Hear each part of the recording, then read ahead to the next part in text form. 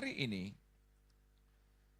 kita mendengar dan kita juga mendengar, bisa juga kita berdampak terhadap apa yang sedang terjadi di bangsa kita hari-hari ini. Ada bencana di bagian Sumatera, ya, ada 3 provinsi yang terkena dampak sangat besar. Ini di hari-hari seperti ini. Kalau kita bandingkan hidup kita dengan orang yang di sana, beda jauh lah. Di sana makanan susah benar. Listrik, ya belum tentu mereka bisa nikmati. Air bersih, belum tentu mereka bisa dapatkan. Tempat tidur, belum tentu mereka bisa tidur dengan nyenyak. Ya. Makanan, apalagi? Kalaupun ada makanan, mereka punya uang, bisa juga mahal sekali. Susah didapatkan dan mahal. Jadi kalau kita bandingkan hidup kita hari ini dengan orang-orang yang ada di sana, seperti yang saya sampaikan tadi, waduh berat. Itu jauh sekali. Makanya kita harus bersyukurlah dengan apa yang kita alami hari-hari ini. Dan berdoalah untuk mereka yang mengalami satu bencana yang seperti itu. Mungkin mereka hari-hari ini mengalami satu kesedihan yang luar biasa.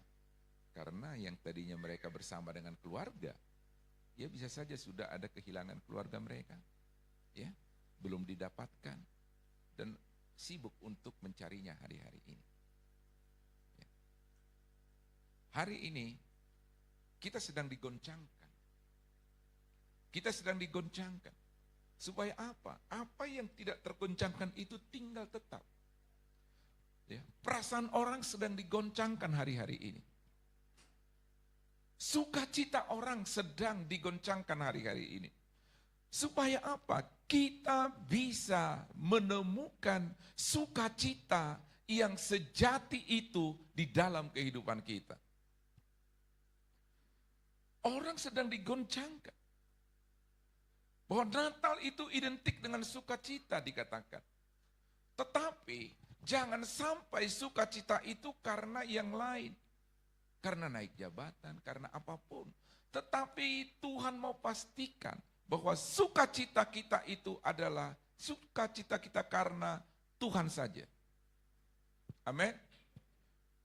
Hari ini kita mau belajar tentang joyful, artinya sukacita yang sejati.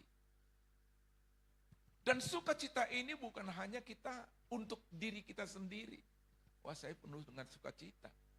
Atau sukacita ini bukan hanya untuk dirayakan, tetapi joyful ini harus diwartakan. Amin.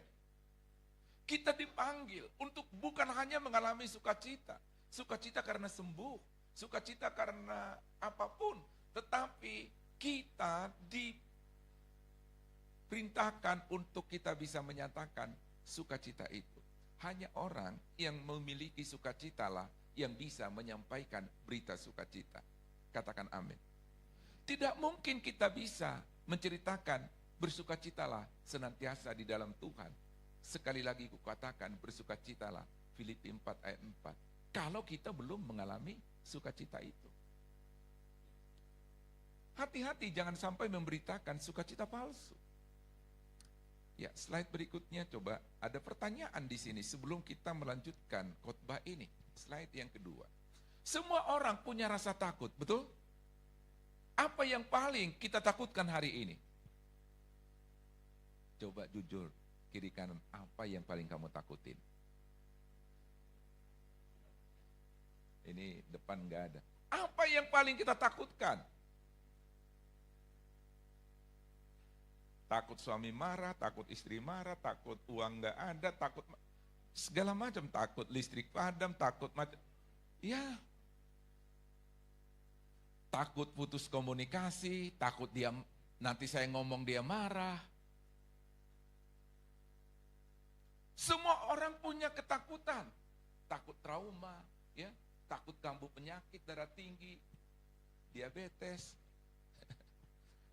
Hati-hati, musuh sukacita adalah ketakutan. Musuh sukacita itu karena takut. Kita tidak akan mungkin bersuka cita di saat yang sama kita takut. Tidak akan mungkin. Nggak akan bisa dicampur ini. Campur enak bener, sukacita sama takut enak ya katanya. Tidak mungkin. Dan tidak ada orang yang bisa takut bersamaan dengan sukacita. Sukacita bersamaan dengan rasa takut. Ini ada pemisah yang jelas. Ibarat air dengan minyak. Tidak akan bisa bersatu. Diobok-obok, tenangin. Dia akan mencari tempatnya sendiri. Ada orang bersukacita, ada orang penuh rasa takut. Ya, Tuhan tahu persis ini. Dan yang paling bisa mengubah orang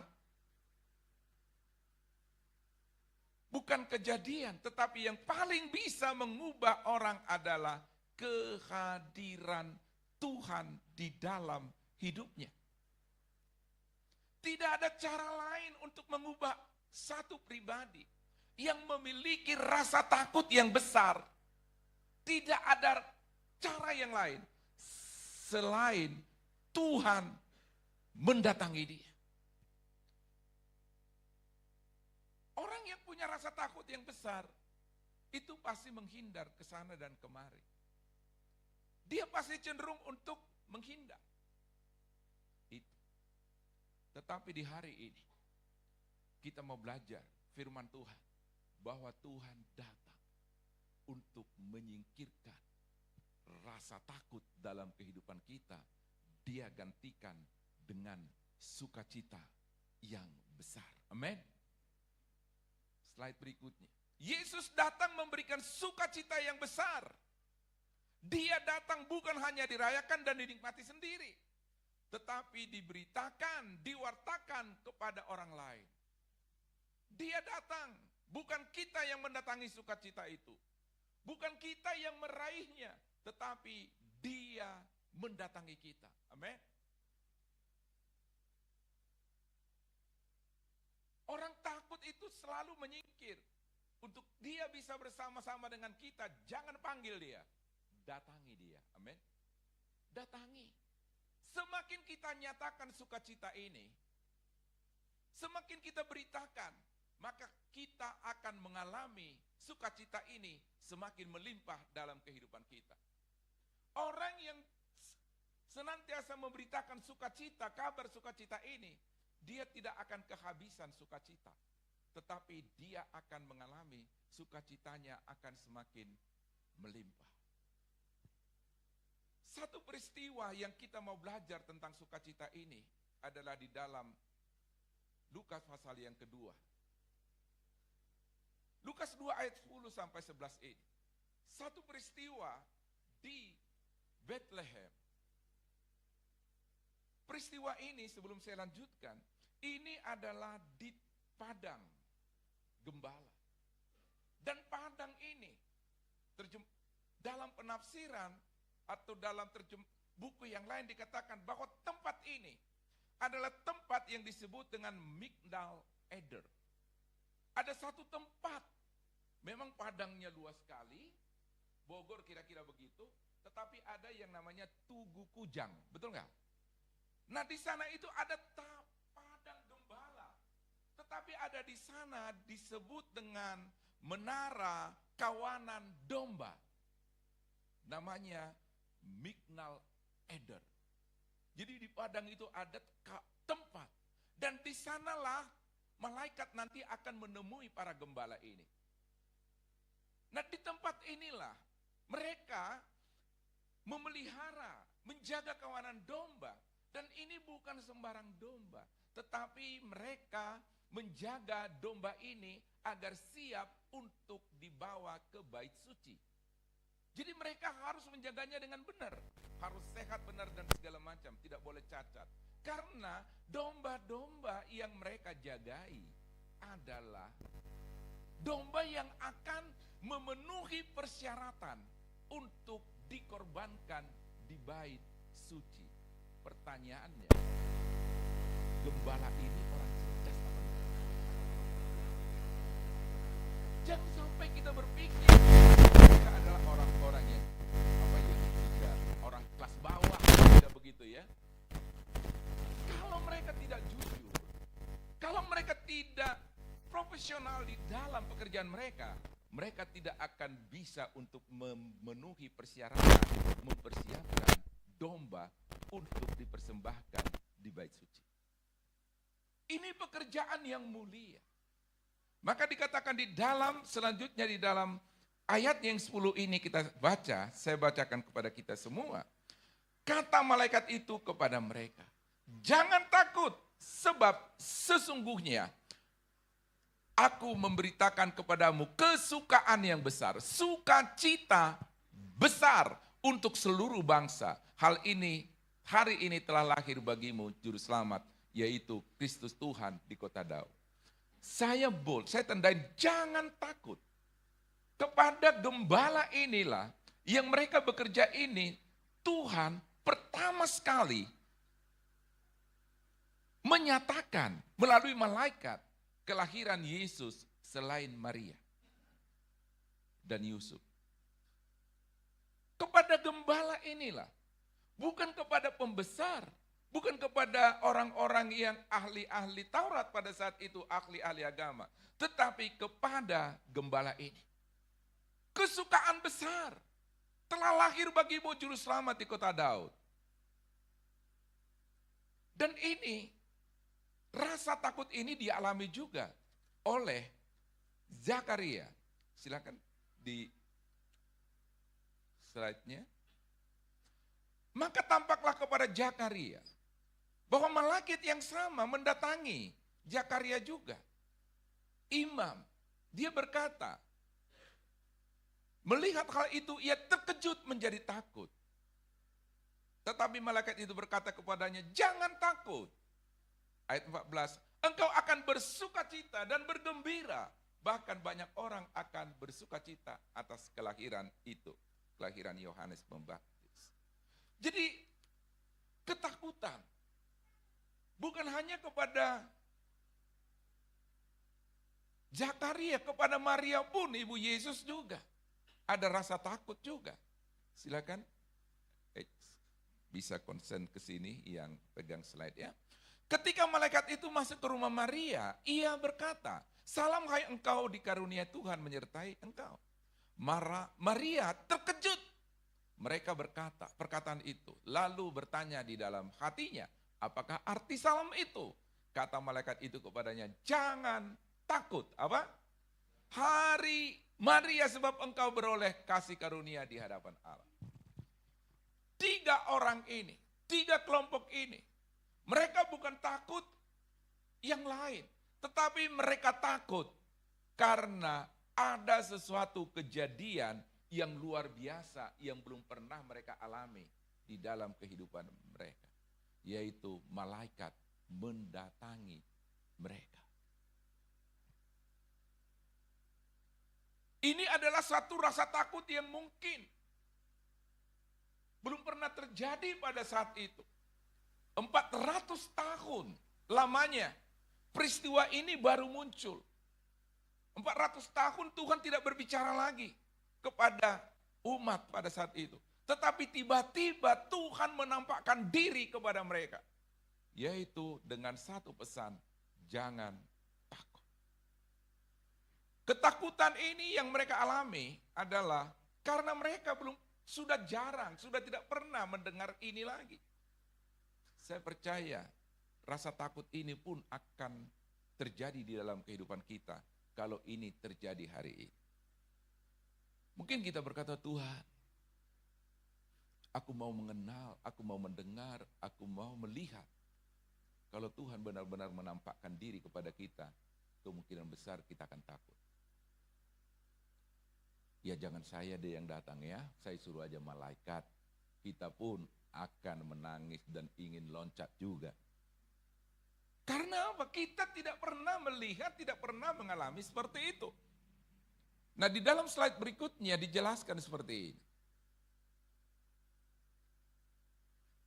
Lalu kata malaikat itu kepada gembala-gembala itu, jangan takut. Nah, gembala di sini kelompok yang dianggap rendah hati. Apa? Rendah hati. Jadi kalau misalnya gembala di sana aja itu rendah hati, maka gembala di sini pun harus rendah hati. Amin Bapak Ibu. Kalau dikatakan gembala, jangan langsung lihat ke depan atau kiri kanan. Kita ini semua gembala. Dan gembala itu biasanya melakukan rutinitas. Tidak ada modifikasi dalam mereka. Aku hari ini domba-domba siap-siap dengan satu yang baru. Cara minum yang baru. Domba dilatih dengan cara minum yang baru, gak bisa dia. Atau minuman kopi, gak bisa dia. Itu penuh dengan rutinitas. Dan gembala itu melakukan yang rutinitas. Tetapi kali ini gembala itu mendapatkan sesuatu yang baru. Yaitu ada malaikat mendatangi mereka. Bukan dombanya yang kaget, tapi gembalanya yang kaget. Tuhan menjangkau, dan di sini Tuhan menjangkau semua lapisan orang. Siapapun Tuhan akan jangkau. Dan pertanyaannya, kenapa harus malaikat itu? Kenapa harus gembala? Ya Tuhan pilih malaikat itu. Apa? Para gembala itu. Kenapa harus orang-orang tua? Tuhan pilih orang tua. Kenapa harus anak-anak muda? Ya Tuhan sendiri yang pilih anak-anak muda itu. Tuhan mau pilih semua lapisan manusia untuk dia datangi hari-hari ini. Mau dia dimanapun Tuhan akan datangi. Dan Tuhan akan datangi kita, dikatakan di lokasi di mana kita bekerja. Para gembala ini Tuhan datangi bukan saat ibadah. Bukan saat mereka menyembah. Bukan saat mereka melakukan satu rutinitas agamawi. Tetapi mereka sedang apa? Bekerja. Di tempat bekerja kita akan didatangi oleh Tuhan. Di tempat di mana rutinitas kita bekerja, Tuhan akan datangi kita. Dan janganlah kita kaget ketika kita didatangi, ketika kita melakukan pekerjaan yang tidak benar. Ya itu mau wajar-wajar aja gitu ya. Kucing lompat juga kita kaget kalau kita lagi punya siasat untuk bohong, punya siasat untuk maling gitu ya. Maling itu bisa kaget kalau kucing loncat. Kaget dia. Jangan-jangan padahal cuman kucing, ya kek gitu. Maling udah kaget. Tetapi dikatakan di sini malaikat mendatangi para gembala ini di tempat di mana bekerja. Di sini saya akan sampaikan, Allah akan menjumpai kita semua, bukan pada hari yang khusus. Hari yang khusus di Republik ini hari apa? Hari khusus bagi orang Kristen hari apa?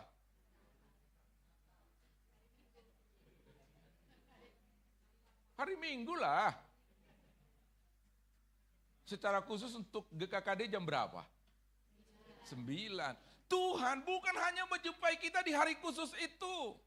Tetapi hari biasa, di tempat biasa, dia akan lakukan dengan cara yang luar biasa. Amin. Tuhan akan mendatangi kita di tempat biasa. Lagi naik, kita mau driver Gojek, Tuhan akan datangin kita di sana. Kasih training seperti Kak Rudi, Tuhan akan datangi Kak Rudi di sana.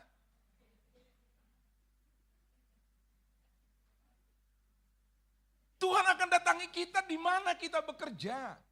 Sebagai ibu rumah tangga, Tuhan akan datangi. Di tempat di mana kita ada itu. Tetapi kedatangannya itu akan mengerjakan yang luar biasa dalam hidup kita. Bukan hari-hari khusus. Tetapi hari biasa di tempat di mana kita bekerja. Jangan pernah berpikir, waduh saya mau di tempat itu aja deh. Kenapa? Kayaknya di sana Tuhan hadir terus katanya. Terus kamu di tempat kamu gimana? Hah? Ya, itu yang pertama, bahwa Tuhan. Yang kedua, jangan takut. Apa? Pesannya jelas, jangan takut. Sebab sesungguhnya aku memberitakan kepadamu kesukaan sukacita besar untuk seluruh bangsa. Jangan takut sesuatu yang baru terjadi. Malaikat Tuhan bersinar di terang hari. Ini akan mengubah persepsi mereka.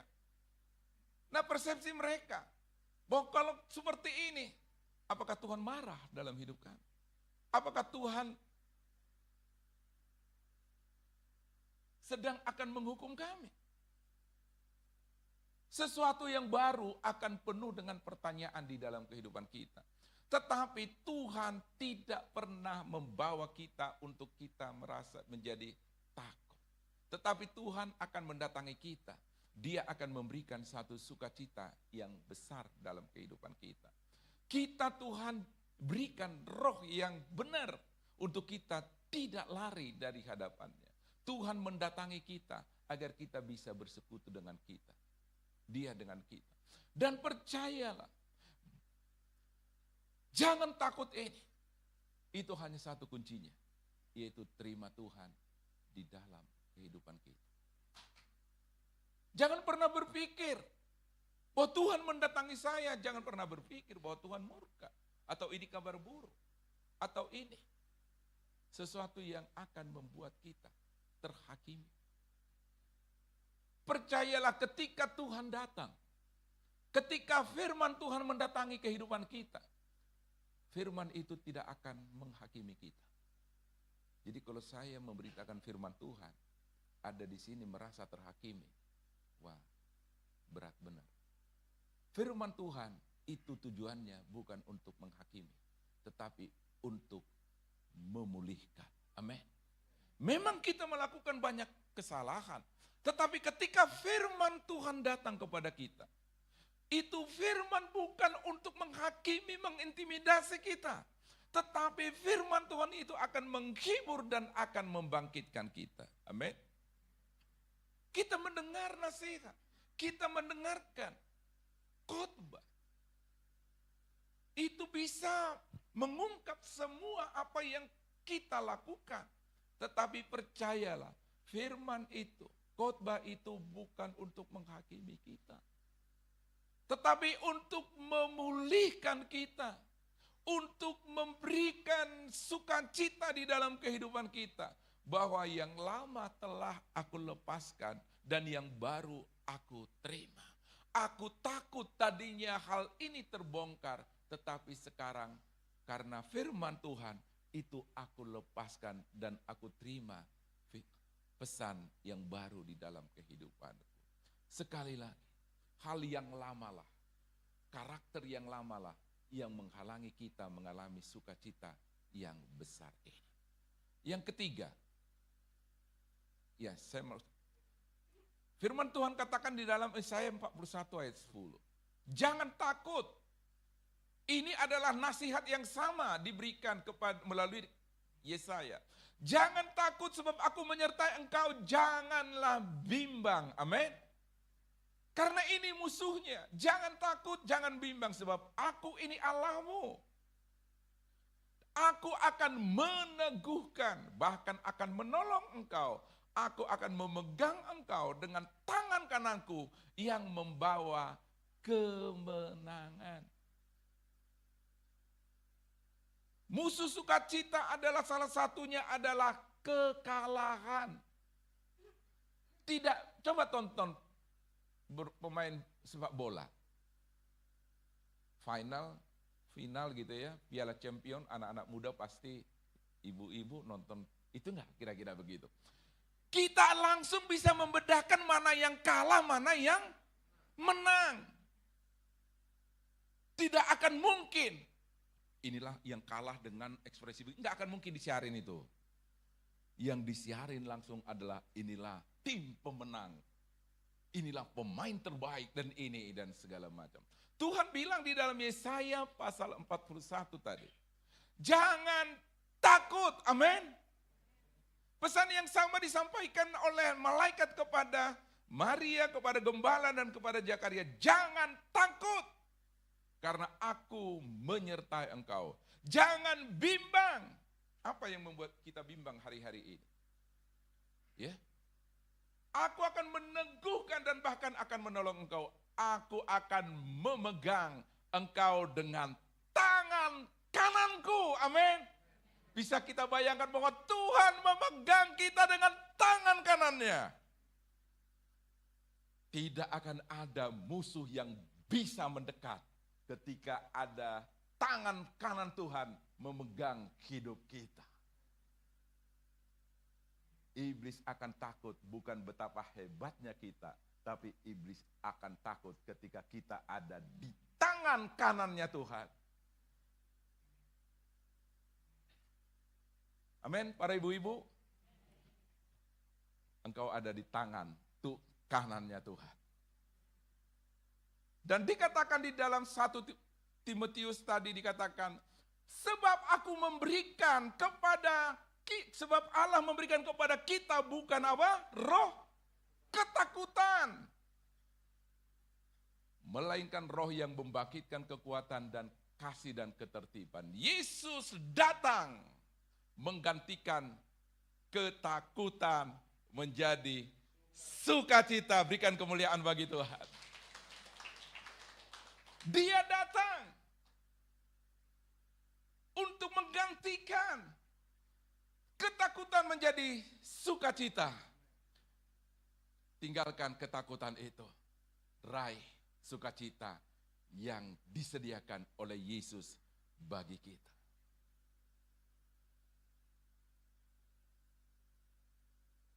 Pulang dari sini, orang akan bisa melihat kita sukacita atau tidak setelah mendengar khotbah. Saya jangan sampailah khotbahnya sukacita, tahu-tahunya keluar dari sini merengut semua. Dengerin apa tadi? Khotbahnya tentang joyful katanya. Kok beda? Serius nih. Tapi wajahmu saya lihat penuh rasa takut. Kita harus ekspresikan joyful ini di dalam kehidupan kita. Ya, jangan takut. Yang selanjutnya. Yang dikatakan hari ini apa? Bahwa sukacita itu tidak menunggu lama. Tidak menunggu. Kata-kata ini sering kalau kita ada di restoran. Ini. Jangan tunggu. Jangan terlalu serius dong. Jangan pakai. Saya kira jangan pakai sambal. Tahu-tahunya jangan pakai. Ya, supaya jangan terlalu serius lah. Hari ini, artinya hari ini adalah waktunya Tuhan. Ada perubahan besar. Karena apa? Selama 400 tahun mereka tidak pernah mendengar ada orang yang mendengar suara Tuhan.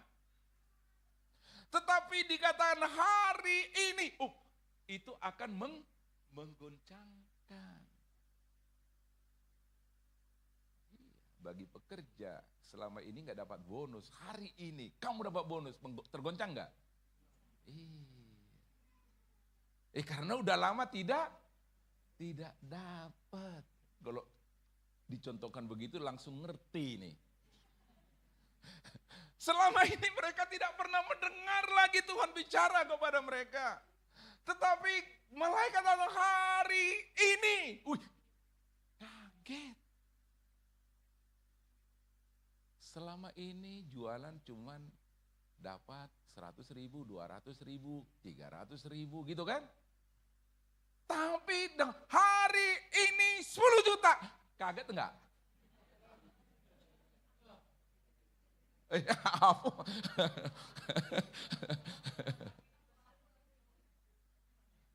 Selama ini gaji enggak naik-naik. Udah 3-4 tahun enggak naik-naik. Tapi tiba-tiba ada sekretaris bos datang. Hari ini gaji naik.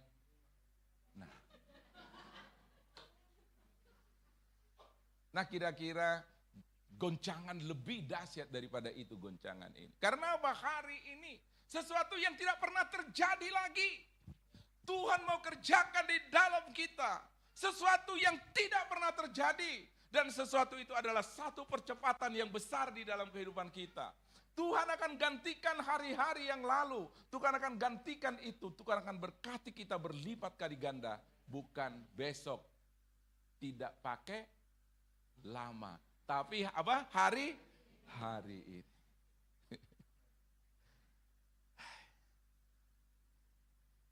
Iya. Coba slide-nya lagi. Yang di atas lagi. Hari ini artinya adalah Tuhan sedang melakukan intervensi. Saya percaya bahwa kalau kita sepertinya melihat, oh bos saya kok nggak ngerti-ngerti saya ini. Tuhan akan lakukan intervensi. Untuk apa? Untuk dia menyatakan kehendaknya dalam hidup kita. Kita akan melihat intervensi Tuhan di dalam kehidupan kita yang nyata. Dan salah satu intervensi Tuhan adalah bahwa sukacita itu tersedia bagimu hari ini. Bukan nanti. Tugas kita adalah jangan menunda untuk mengalaminya. Amin Bapak Ibu. Jangan menunda. Begitu banyak alasan yang kita miliki untuk kita menunda. Aduh inilah dan segala macam. Tetapi hari ini alami dan terima sukacita itu di dalam hidupmu, di dalam keluarga. Apapun yang terjadi yang kita alami. Sukacita karena Yesus ini, itu tidak akan bisa hilang. Ini akan kita bawa terus sampai kapan? Sampai kita nanti dipanggil oleh Tuhan. Kita bersukacita. Ya tapi saudara kita yang kita tinggalkan bersedih kan? Ya Tuhan biar Tuhan yang ngurus mereka lah. Tapi kita yang mau meninggalkan mereka. Pakai istilah ini. Kita yang mau meninggalkan mereka. Senang gak?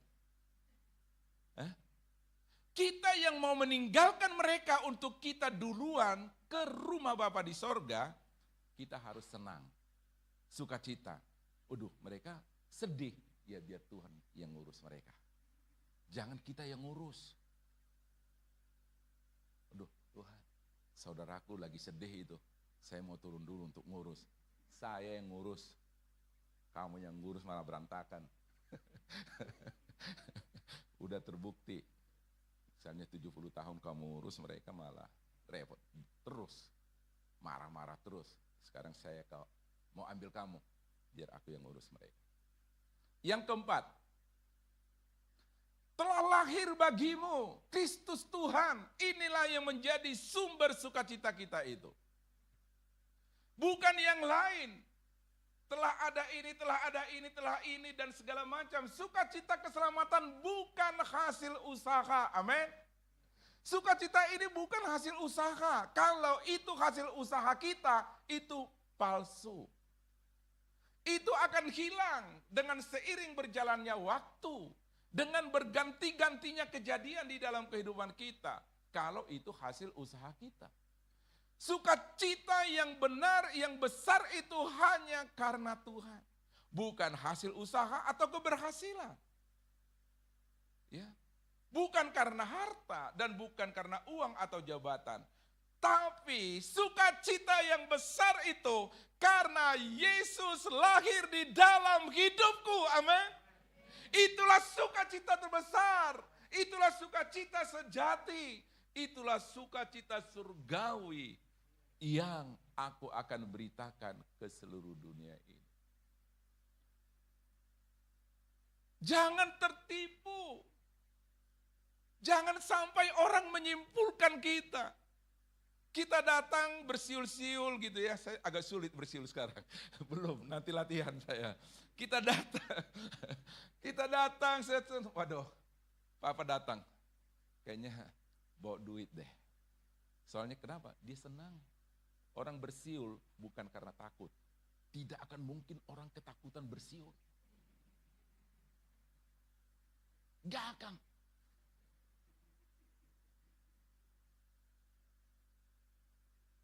Siapa ya? Aku bisa bersiul gak? Oh waduh. Tidak akan mungkin orang bisa bersiul kalau dia ketakutan. Pasti orang menyimpulkan dia sedang bersiul, pasti dia lagi. Jangan sampai disimpulkan kita senang karena naik. Karena banyak uang, banyak order.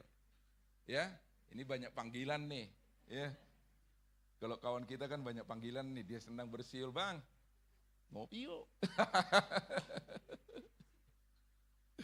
Ya, jangan. Kita lagi ini, jangan. Tapi sukacita yang besar hanya karena Yesus di dalam hidupku. Itulah sukacita kita. Selama Yesus ada di dalam hidup saya tidak akan mungkin tidak bersukacita.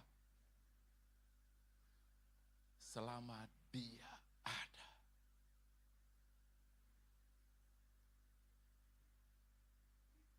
Jangan hanya ngomong doang. Ya. Saya udah berkali-kali ngomong. Mau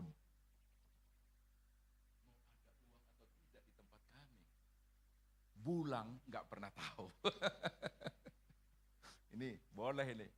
Ada uang atau tidak di keluarga kami, saya dengan bulang nggak pernah direpotin. Kami katakanlah beda pendapat dan segala macam, itu jarang itu. Kalau pernah mungkin dari sebelahnya yang nyampein. Itu sebelahnya siapa coba? Gledwin ya. Saya sakit. Enggak pernah. Bulang saya sakit. Enggak. Tapi dia tahu dari sebelahnya. Karena apa? Karena kita harus menjaga temperatur sukacita di dalam keluarga kita. Amin. Jangan panas-panasi, jangan dingin-dinginin lah. Udah tahu masalah dipanas-panasin lagi. Gitu. Yang membara. Supaya nyampe gitu. Yang namanya masalah itu nggak usah disampai-sampaikan, pasti akan bisa nyampe. Nggak disampai. Geris ketawa lagi. Iya. Jadi sukacita kita itu hanya karena Yesus. Amin Bapak Ibu. Jadi kalau ditanya, kenapa kamu gak bersukacita hari ini? Berhentilah ngomong, istri saya ngomel, jangan. Kamu gak bersukacita karena istri ngomel, itu habis khotbah dari sini, itu alasannya kurang bagus bapak-bapak. Bilang aja saya belum saat teduh, itu lebih cocok mungkin ya. Hah? Kamu kenapa tidak bersukacita hari ini? Belum doa. Itu benar. Bukan karena istri ngomel, bukan. Karena kurang firman. Praktekinlah. Diomelin sama Karimenda gitu. Saya datang ke sini, wajah gak jelas. Seharusnya kalau jujur saya, kenapa seperti itu bang?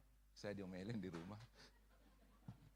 Iya terus, ya saya lupa doa.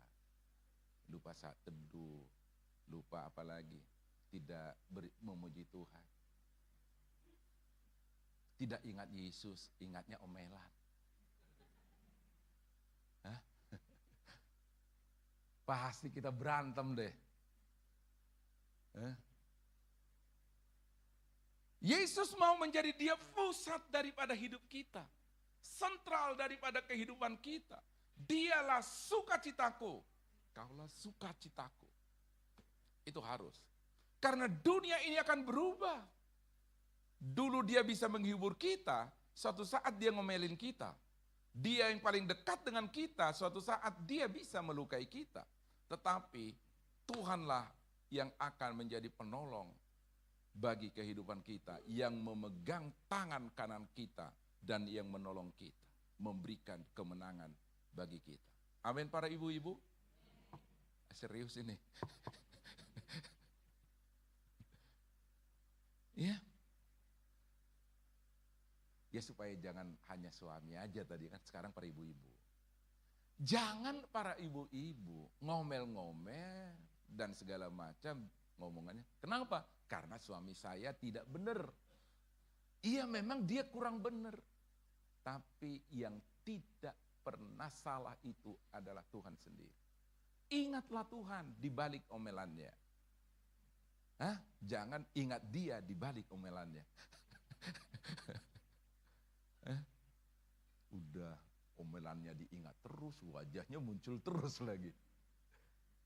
Kerekam lagi pada saat dia ngomel itu, bentak kita gitu ya. Suami bentak istri gitu ya. Kerekam. Dan itu benar-benar gitu ya. Waduh, itu mah berat benar. Nah, selanjutnya dikatakan seperti ini.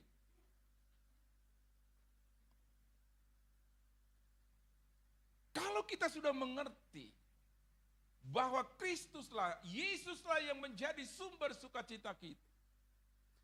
Tadi di slide pertama dikatakan untuk kita bisa mengalami sukacita itu semakin melimpah hari lebih hari, maka kita harus kabarkan sukacita itu. Amin. Kabarkan Injil itu supaya sukacita kita itu semakin melimpah. Nah, yang harus kita lakukan adalah jadilah saksi yang mewartakan sukacita besar ini.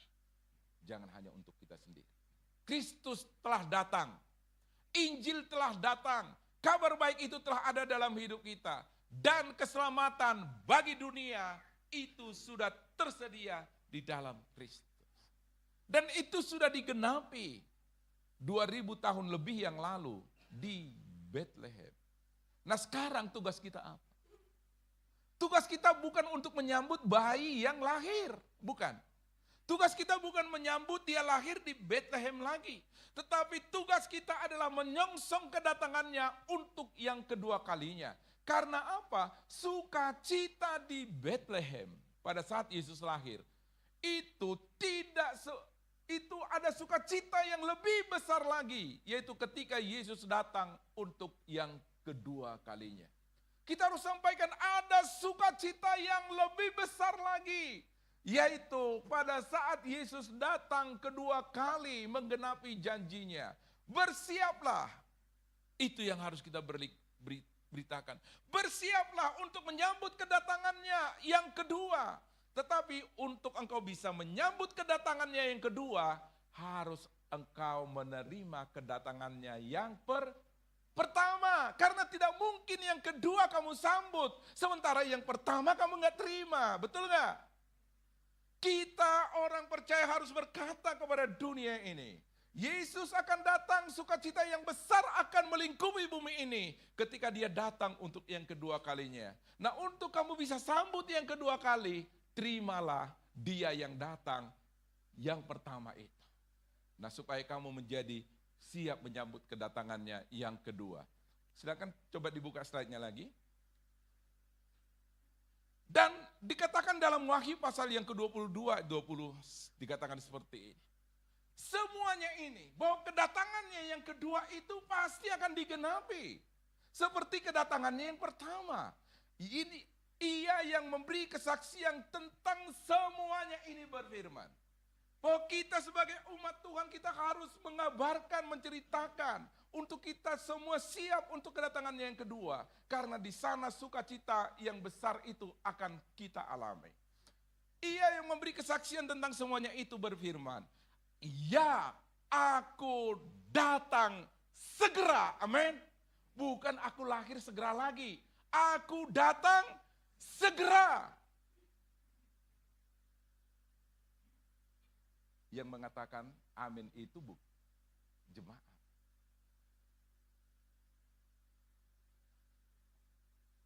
Aku datang segera.